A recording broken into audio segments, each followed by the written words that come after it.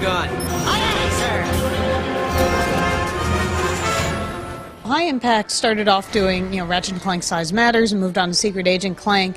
And then when it turned out that, Sony was interested in doing a PSP version of the Jak and Daxter franchise, we were pretty excited about doing it. It had a lot of this, cartoon humor and action that we were really interested in doing. Ratchet has focused a lot more on sort of progression, building up your weapons, making them all as big and loud as they can be, and blowing up and causing as much destruction around you as possible.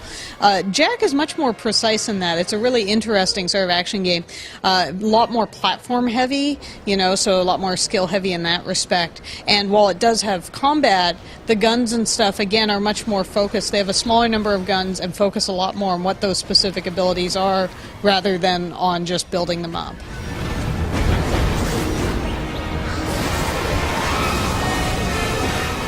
We've actually gone for a mix in here. We have gone for some platforming. We wanted to bring that back. We found that successful even with Ratchet. Going back to some of the earlier roots in the series worked really well on the PSP especially.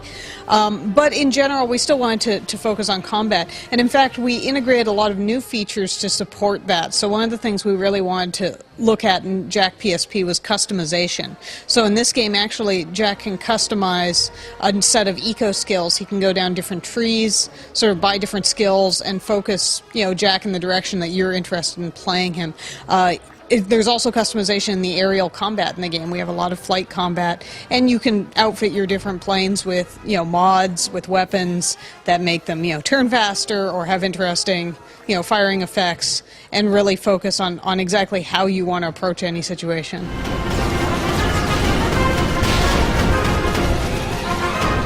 The Lost Frontier takes place after the Jak games on the PS2.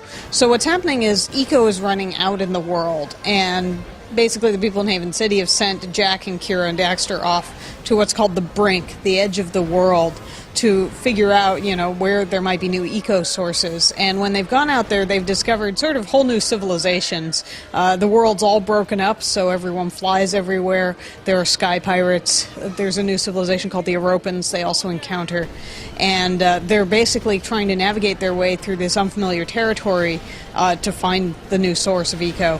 Jak and Daxter, The Lost Frontier, will be released for the PSP on November 3rd this year. You'll be able to buy a UMD or download it.